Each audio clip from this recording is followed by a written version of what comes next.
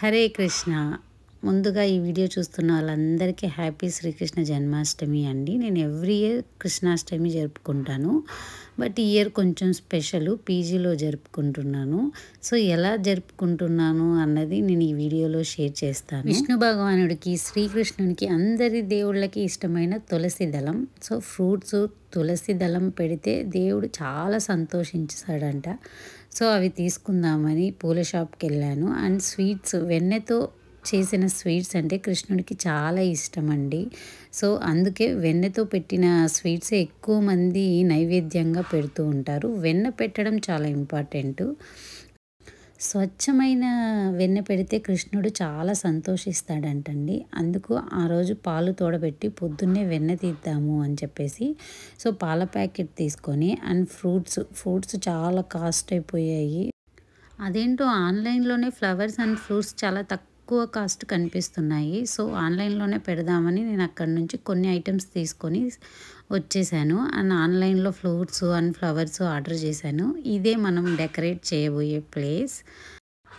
పీజీలో ప్లేస్ తక్కువగానే ఉంటుంది డెకరేట్ చేయడానికి. అందుకే ఉన్న ప్లేస్నే మనము అడ్జస్ట్ చేసుకోవాలి. సో ఇక్కడ నేను బ్యాక్ డ్రాప్ నా దగ్గర లేదు. సో నా దుప్పటానే బ్యాక్ డ్రాప్గా చేసి పెడుతున్నాను. అండ్ లీవ్స్ నా దగ్గర అంతకుముందు డెకరేటివ్ దాంట్లో ఉన్నాయి. సో అవే నేను కవర్ చేశాను. అండ్ జిప్టో అండ్ దాంట్లో ఆర్డర్ చేసిన ఫ్లవర్స్ అన్నీ ఎలా ఉన్నాయి అని చెక్ చేస్తూ ఉన్నాను.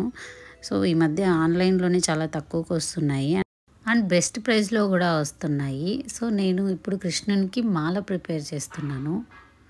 సో కృష్ణునికి అలంకార ప్రియుడు కృష్ణుడు అంటారు కదా. సో నిజంగా ఇస్కాన్లో ఎంత బాగా డెకరేట్ చేస్తారో అంత కాకపోయినా ఏదో నాకు తోచినంతలో నేను చేస్తున్నాను. సో ఇది నేను పెట్టి కృష్ణునికి సరిపోతుంది మాల.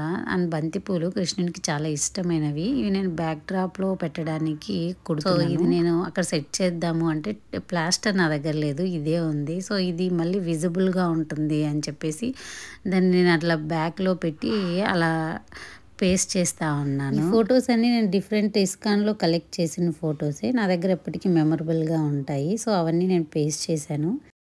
అండ్ కొత్తది బ్లౌజ్ పీస్ ఉంటే దాన్ని నేను దానిపైన వేసి పైన కృష్ణుని పెడదామని ప్లాన్ చేశాను. అండ్ ఇదంతా ఎందుకు అనుకున్నారు, కృష్ణుల పాదాల కోసము. సో అలా పేపర్లో నేను కట్ చేసి కృష్ణుని పాదాలు వేద్దాము అనుకున్నాను, కానీ అది వర్కౌట్ కాలేదు. అందరూ కృష్ణుని పాదాలు బియ్యం పిండితో ఆ కలర్స్తో వేసుకుంటారు.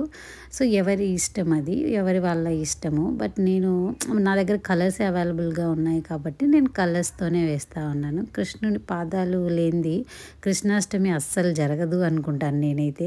సో ఎందుకు అంటే కృష్ణుడు అప్పుడే పుట్టి బుల్లి అడుగులు వేసుకుంటూ మన ఇంటికి వస్తాడు అని అందరు నమ్ముతారు. అందుకే కృష్ణాష్టమి రోజు ఖచ్చితంగా కృష్ణుని పాదాలు వేసుకుంటారు. అది అందరి నమ్మకం కూడా, కృష్ణుని ఖచ్చితంగా మన ఇంట్లోకి వస్తాడు అని. సో ఇది ఇంకా అన్నీ నేను బయట నుంచి తెచ్చాను కాబట్టి ఫ్లవర్స్ అన్నీ కొంచెం పసుపు నీళ్ళు చల్లితే పోతుంది దోషము సంథింగ్ ఏదో అంటారు కదా. సో అది అందుకు పసుపు నీళ్ళు చల్లుతూ ఉన్నాను అన్నిటి మీద. అండ్ ఇంకా ప్రసాదాల టైం అయిపోయింది. యాక్చువల్గా 55 పలహారాలు పెట్టాలంట శ్రీకృష్ణునికి. బట్ ఎవరికి చేతనైనంత వరకు వాళ్ళు పెడతారు. ఇంతే పెట్టాలని ఏం లేదు. నేనైతే నాకు వచ్చినంత వరకు కొన్ని ఐటమ్స్ పలహారాలుగా పెడుతున్నాను.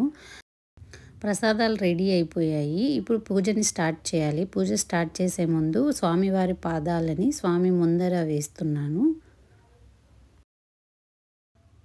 పూజని స్టార్ట్ చేసే ముందు ఫస్ట్ దీపాలను వెలిగించుకొని మనం ఏ పూజనైనా స్టార్ట్ చేయాలి. సో నేనైతే దీపాలన్నీ వెలిగించేసి అక్కడ ఒక పీట పెట్టాను కదా, అది నేను ఇక్కడే హైదరాబాద్లో కొన్నాను. అది నా దగ్గర కృష్ణుని పెట్టుకోవడానికి ఎప్పుడు ఇక్కడే ఉంటుంది పీజీలోనే. సో నేను ఒక పీట పెట్టి దానిపైన గంధం పూసి అండ్ ఆకులు అండ్ అక్షింతలు అన్నీ పెట్టి సో కృష్ణుని కూర్చోబెడుతున్నాను. సో నాకు ఎప్పుడు నేను ఎవ్రీ ఇయర్ ఇలాగే చేసుకుంటాను. సో ఎవరికి ఎలా వస్తే అలా చేసుకుంటారు. అండ్ కృష్ణునికి ఇష్టమైన ఆభరణాలు, పూలు, పండ్లు, పలహారాలు అన్నీ కృష్ణునికి ఇష్టమైనవన్నీ పెట్టి పూజ చేసుకుంటారు. అండ్ కృష్ణునికి చాలా ఇష్టమైన తులసి దళం అండ్ బంతిపూలు అన్నీ పెట్టి పూజ చేసుకుంటారు.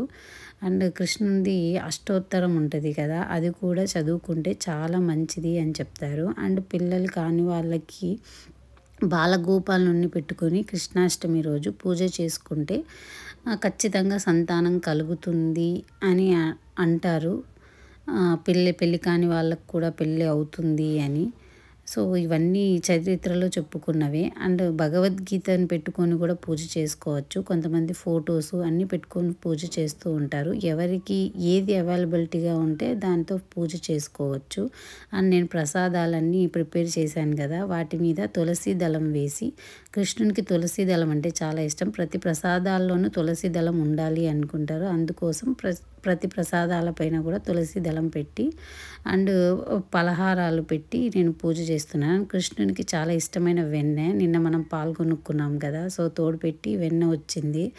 సో వెన్నని సమర్పించాను అనమాట. తర్వాత ధూపదీప నైవేద్యాలతో కృష్ణుని ఆరాధించాలి. ఆ రోజు అంతా ఉపవాసం ఉండి కృష్ణుని స్మరణలోనే ఉండాలి.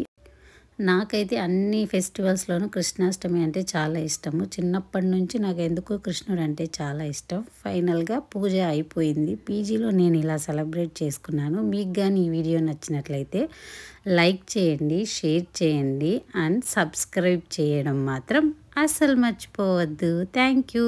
జై శ్రీకృష్ణ.